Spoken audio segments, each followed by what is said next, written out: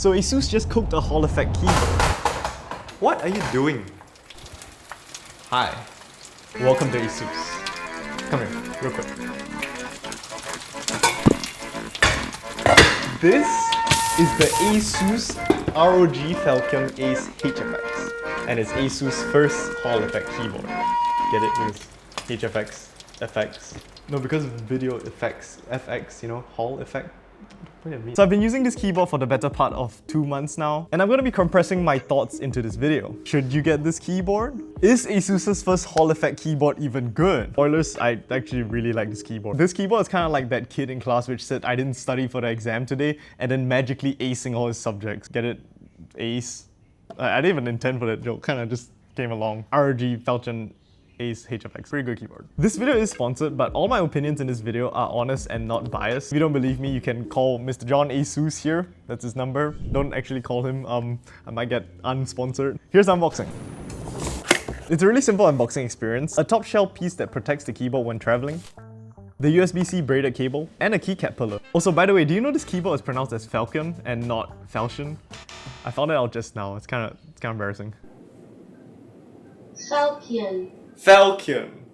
Yeah, I got a new TV, guys. I just wanted to show it. My old TV exploded. Falchion. Falchion! This is long, apparently. I don't know whether this is good. You know, let me know in the comments below. Yo, chat, clip that. Who am I talking to? What is new with this keyboard? Now, the thing that makes this keyboard special is not some special new feature that they invented to revolutionize the keyboard scene, but instead they actually refined what's already here, and they did a really good job with it. What I mean by that are these. These are the ROG HFX switches, Asus's take on a Hall effect switch. They are slightly different than your traditional Hall effect switch. Instead of a magnet being built into the center of the switch, as seen on most current trending Hall effect keyboards, they decided to stick to the traditional style MX stem and shifted the magnet to the bottom of the housing. This results in a significantly more stable switch, like really significant actually. And in my opinion, making this keyboard one of the best sounding Hall effect keyboards out there right now, because it doesn't have that hollow Hall effect switch sound or wobble.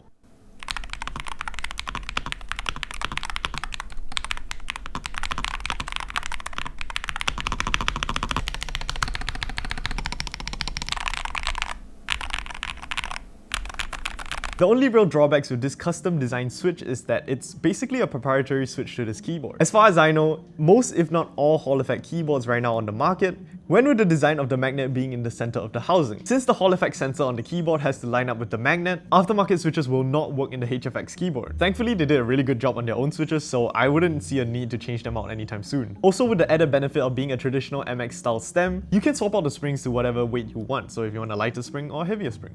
It's pretty hard to do with a Leica switch because, you know, the springs are different size. If you're familiar with the ROG Falchion series, you're probably familiar with the keyboard's compact profile. It comes with the signature Falchion touch bar, it controls stuff like media controls, RGB brightness, and a quick way to change your actuation point profile, which basically changes where you want your switch to actuate. It also uses the RGB bar at the top to indicate how far you have changed anything, and you use this button here to change the settings you want the bar to change. In my 2 months of using this keyboard, I honestly didn't use this as much as I'd like to, but its unobstructed placement is great. I'm not sacrificing any desk space just to have this feature, and in a pinch I've used it for mostly media controls like play, pause, and skip. It's very satisfying. They also added 2 USB-C ports, 1 USB port, 2 USB ports. I can imagine 2 uses for these USB ports. Either you have 2 PCs and you want to hot swap between 1 and 2, or you just have a different preference on where you want to put your USB cable. You can switch between both USB ports with this switch in the center. And lastly, Asus added a new feature to this keyboard which I actually really like, a physical rapid trigger toggle. So satisfying. Look at this.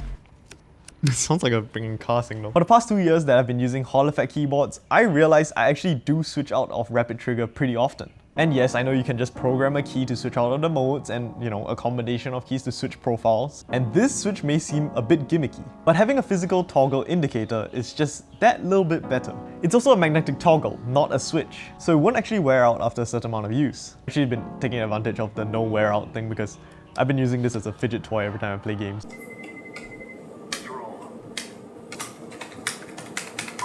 It's pretty good. Lastly, about the design of the keycaps. The font is not for me.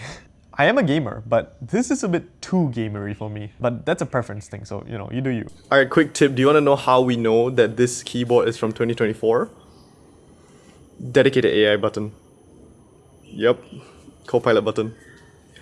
Well, you can change this out for a control keycap. I just wanted to put it in there. I forgot to record this in the A. Performance of this keyboard itself performs like how you would expect a Hall effect keyboard would. Really low latency, 8000 Hz polling rate, adjustable actuation points, rapid trigger, doing rapid trigger stuff. For those who don't know what rapid trigger is, the thing where you can actuate wherever in the Switch. In my time gaming with this keyboard, I never once had a key press not register. It's something I've experienced with cheaper Hall effect keyboards because of how the tolerance of the magnets are. This keyboard also has speed tap, that's basically snap tap. I didn't want to cover too much on this because this feature is looked as cheating in some games now, unless you're the few people who play Overwatch still, or that one dating simulator, Valorant. Probably pissed off like most of my audience with that. But in terms of performance, this keyboard is no slouch. It is a gaming keyboard and it does the gaming. So should you get this keyboard? All in all, this keyboard is a huge upgrade if you're coming from a traditional standard mechanical keyboard. You get all the perks of Hall effect. And more. I honestly really like this keyboard for how stable it is because of the choice of switch they went with. And I think the main benefit of this keyboard being on the market is its availability. Coming from a huge company like Asus, they have a huge distributing power. It's crazy to think that 2 years after the Hall effect boom, you could just go to your local store and grab a Hall effect keyboard off the shelf now. And mind you, a really good one too. The price does start at $189.99. Yes, it's a bit on the pricier side, but I do think that the quality of the keyboard justifies its price. And by quality, I mean the typing experience and the feel of the keyboard.